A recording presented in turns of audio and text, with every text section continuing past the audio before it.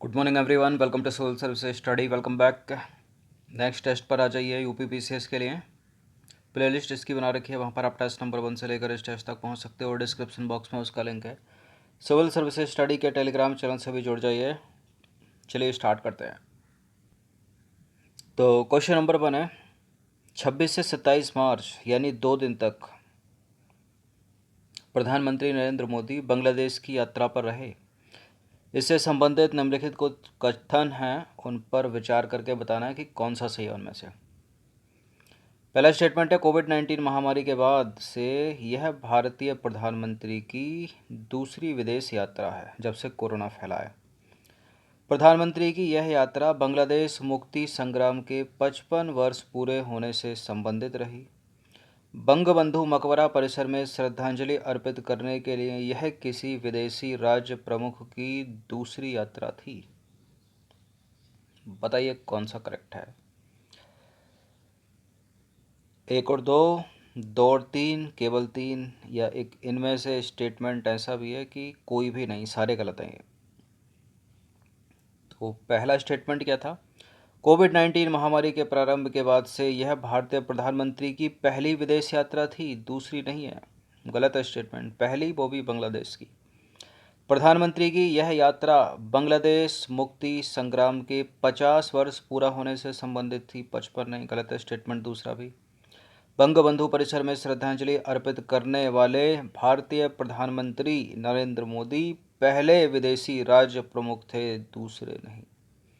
ठीक है, जो इस परिसर में गए थे। तो गलत है तीसरा वाला भी स्टेटमेंट। इनमें से कोई भी सही नहीं है, तो डी हो जाएगा इसका आंसर। तो 26 से 27 मार्च 2021 के मध्य प्रधानमंत्री नरेंद्र मोदी बांग्लादेश की प्रधानमंत्री शेख हसीना के निमंत्रण पर बांग्लादेश की यात्रा पर रहे। कोविड-19 महामारी की शुरुआत के बाद से यह प्रधानमंत्री नरेंद्र मोदी की पहली विदेश यात्रा रही। प्रधानमंत्री की यह यात्रा बांग्लादेश के संस्थापक नेता बंगबंधु शेख मुजीबुर रहमान की जन्मशती, भारत एवं बांग्लादेश के मध्य राजनयिक संबंधों के स्थापित होने के 50 वर्ष पूरा होने तथा बांग्लादेश मुक्ति संग्राम के 50 वर्ष के पूर्ण होने से संबंधित रही। तो दूसरा भी गलत है, 55 लिखा है वहाँ पर। 26 मार्च 2021 को प्रधानमंत्री नरेंद्र मोदी ने ढाका स्थित राष्ट्रीय शहीद स्मारक जाकर बांग्लादेश स्वतंत्रता संग्राम के शहीदों को श्रद्धांजलि अर्पित की। बंगबंधु मकबरा परिषद में श्रद्धांजलि अर्पित करने के लिए यह विदेशी राज्य प्रमुख, ठीक है, किसी विदेशी राज्य प्रमुख या सरकार के प्रमुख की पहली यात्रा थी। तो तीसरा भी गलत है।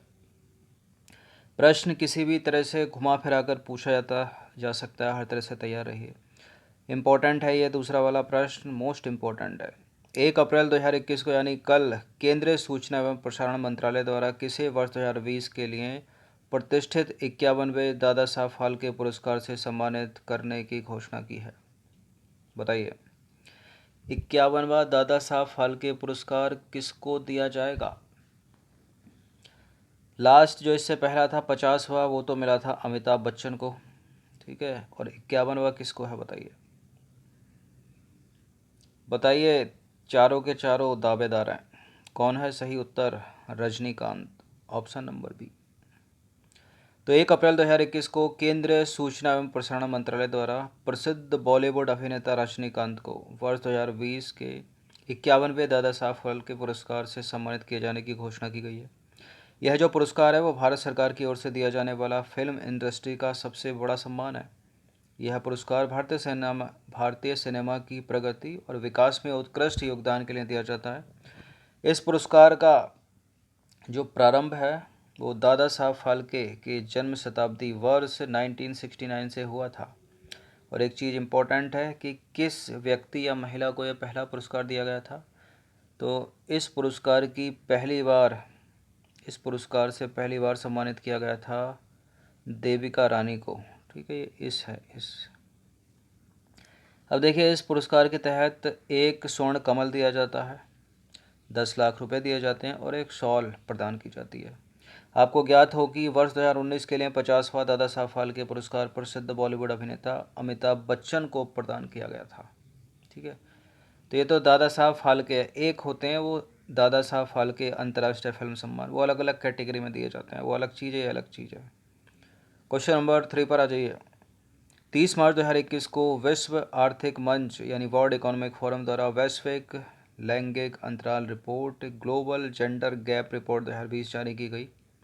30 मार्च 2021 को जारी की गई है, पूरा खाका 2020 का है। अब इसको 21 के नाम से ही पूछ लेते हैं कभी कभी एग्ज़ाम में, या 20 के नाम से ही पूछ लेते हैं। इस रिपोर्ट में भारत को कौन सी रैंक प्रदान की गई है बताइए। तो 20-21 मानिए इसको। इस रिपोर्ट में भारत को 140वीं रैंक प्रदान की गई है। ऑप्शन नंबर ए है इसका आंसर। तो 30 मार्च 2021 को विश्व आर्थिक मंच यानी वर्ल्ड इकोनॉमिक फोरम द्वारा वैश्विक लैंगिक अंतराल report global gender gap report 2020 जारी की गई।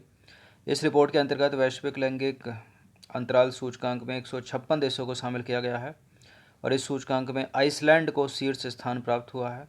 इस सूचकांक में भारत 0.625 स्कोर के साथ 140वें स्थान पर है और गत वर्ष भारत इस सूचकांक में 112वें स्थान पर था। यानी 19 से देखा जाए 20 में स्थिति बहुत खराब हो गई है भारत की। क्वेश्चन नंबर 4 पर आ जाइए। ग्लोबल जेंडर गैप रिपोर्ट 2020 के अनुसार ब्रिक्स देशों में सबसे खराब स्थिति किस देश की है। ये वैश्विक लैंगिक अंतराल सूचकांक की बात हो रही है। किसी भी तरह पूछा जा सकता है, वैश्विक हिंदी में लिखकर या इंग्लिश में लिखकर, वो भी देवनागरी में। तो रूस, दक्षिण अफ्रीका, ब्राज़ील तो अच्छे हैं, लेकिन भारत की स्थिति सबसे ख़राब है क्योंकि यही है ना 140वें स्थान पर। तो ब्रिक्स देशों में दक्षिण अफ्रीका 18वें स्थान पर है, रूस 81वें स्थान पर, ब्राज़ील 93वें स्थान पर, चीन 107वें स्थान पर, लेकिन भारत तो 140 पर। क्वेश्चन नंबर 5 पर आ जाइए। 66वें फिल्म फेयर अवार्ड 2021 में इरफान खान को सर्वश्रेष्ठ अभिनेता का खिताब दिया गया, आपको पता होगा। किस फिल्म के दिया गया उनको, ये बताइए। अंग्रेजी मीडियम के लिए प्रश्न किसी भी तरह पूछा जा सकता है, ठीक है। तो 66वें फिल्म फेयर अवार्ड 2020 में सर्वश्रेष्ठ अभिनेता इरफान खान, उनकी पिक्चर है अंग्रेजी मीडियम। क्वेश्चन नंबर 6 पर आ जाइए। 66वें फिल्म फेयर अवार्ड 2021 में किस अभिनेता को लाइफ टाइम अचीवमेंट अवार्ड से सम्मानित किया गया। मतलब 21 में मिले होंगे तो 20 की। चलिए, किस अभिनेता को सम्मानित किया गया है। इरफान खान को ही, ठीक है। तो life time achievement award Irfan Khan, कल चर्चा कर चुके थे एक्सप्लेनेशन में हम इसकी। क्वेश्चन नंबर 7 पर आ जाइए। हाल ही में डॉक्टर शरण कुमार लिम्बाले को 30वें सरस्वती सम्मान से सम्मानित किए जाने की घोषणा की गई है। वे किस भाषा के लेखक हैं। देखिए, प्रश्न किसी भी तरह से बन सकता है, इनसे सीधा पूछा जा सकता है कि कौन है। इनका उपन्यास ही पूछ सकता है, ठीक है। और कौन सी भाषा के हैं। भारतीय संविधान की 8वीं अनुसूची में 22 भाषाएं हैं ना, तो उन 22 में से किसी भाषा में मिलता है सरस्वती सम्मान उत्कृष्ट प्रदर्शन करने के लिए पिछले 10 वर्षों में। ये हैं, हिंदी के नहीं हैं, कन्नड़ के नहीं हैं, तेलुगु के नहीं हैं, मराठी के हैं, डॉक्टर शरण कुमार लिम्बाले। 30 मार्च 2021 को प्रसिद्ध मराठी लेखक डॉक्टर शरण कुमार लिम्बाले को वर्ष 2020 के लिए जो है 30वें सरस्वती सम्मान के लिए चुना गया है। उन्हें यह सम्मान उनके मराठी उपन्यास सनातन के लिए दिया जाएगा। किसके लिए? सनातन। क्वेश्चन नंबर 8 पर आ जाइए। डगलस स्टुअर्ट ने कथा साहित्य के लिए, मतलब फिक्शन के लिए साल 2020 का मैन बुकर पुरस्कार जीता है। वे हैं स्कॉटिश लेखक, अमेरिकन लेखक, ऑस्ट्रेलियन लेखक या ब्रिटिश लेखक। ये हैं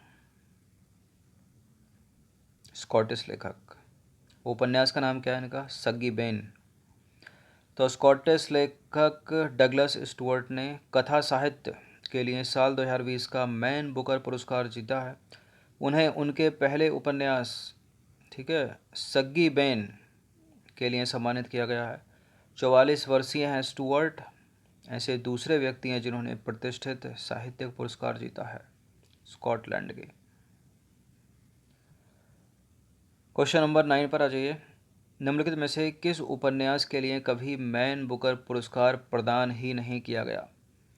इस तरह के प्रश्नों को पूछना शुरू कर दिया है यूपी पीसीएस ने, लेकिन उतना डीप नहीं जाती है, या तो पहला रख देगी पहला भी इंडियन रखेगी, अंतर्राष्ट्रीय स्तर पर नहीं ले जाएगी। तो अभी ये पिछले 3-4 वर्षों में तो चर्चा में रहे सारे के सारे। मैन बुकर किसको नहीं मिला है बताइए।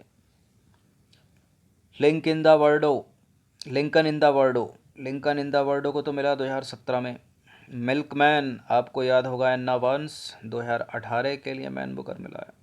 सेलेस्टियल बॉडीज़ के लिए तो 2019 में मिला है जोखा लार्थी को। ठीक है, चेकबुक के लिए नहीं मिला है, क्योंकि चेकबुक के लिए क्या मिला है, सरस्वती सम्मान 2019 का किसको, वासुदेव मोही को। तो एलिमिनेट कर दीजिए। ठीक है, चेकबुक, वासुदेव मोही, सरस्वती सम्मान 2019। तो देखिए, लिंकन इन द वर्डो 2017 के लिए मिला है, मिल्कमैन एना वंस को 2018 के लिए, सेलेस्टियल बॉडीज़ 2019 के लिए जोखा लार्थी को, और 2020 के लिए डगलस स्टुअर्ट सग्गी बेन के लिए। क्वेश्चन नंबर 10 पर आ जाइए। निम्नलिखित में से किस वैज्ञानिक को वर्ष 2020 का भौतिकी का नोबेल पुरस्कार नहीं दिया गया है। 3 वैज्ञानिकों को मिला है 2020 में, 2019 में भी 3 ही वैज्ञानिकों को मिला था। ठीक है, 2019 में मिला था 3 वैज्ञानिक, वो कौन कौन से हैं, 2020 में वो 3 कौन कौन से हैं, पहले 2020 का देखेंगे। एंड्रिया एम गेज, महिला है ये, 2020 के लिए मिला है। रेनहार्ड गेंजल 2020 के लिए मिला है। रोजर पेनरोज 2020 के लिए मिला है फिजिक्स का नोबेल। ये माइकल मेयर या मिचेल मेयर, कुछ भी पढ़ लीजिए इसको, इनको मिला है 2019 के लिए। तो इसको एलिमिनेट कर दीजिए। तो 3 वैज्ञानिक थे वो 2019 में जो फिजिक्स का नोबेल प्राप्त हुए, जिनको जेम्स पीबल्स, माइकल मेयर और दीदेयर क्यूलोस। और 2020 के Andrea M Ghez, Reinhard Genzel, Roger Penrose. ठीक है, तो माइकल मेयर को मिला है 2020 के लिए, 19 के लिए सॉरी, इसलिए डी है इसका उत्तर। बाकी the Nobel prize in physics 2020, यह है रोजर पेनरोज, यह है रेनहार्ड गेंजल, यह है एंड्रिया एम गेज। 3 वैज्ञानिकों को फिजिक्स का नोबेल 2020। तो 10 प्रश्न ऐड किए गए थे, इनकी प्रैक्टिस एक बार करते रहिए, खुद से भी पढ़ते रहिएगा करंट अफेयर्स को। धन्यवाद।